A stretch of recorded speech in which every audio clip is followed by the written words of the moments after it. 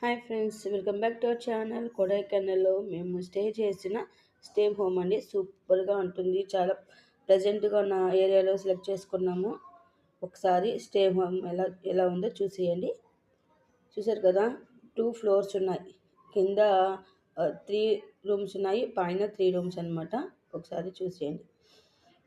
మేము మొత్తం 30 మెంబర్స్ వెళ్ళామండి. చాలా ఫ్రీగా ఉంది. రూమ్ మాత్రం చాలా బాగుంది. లోపల గార్డెను, మనం క్యాంపర్ వేసుకుంటాం కదా, అది చాలా బాగుంది. నైట్ బాగా స్టే చేసాము, ఎంజాయ్ చేసాము.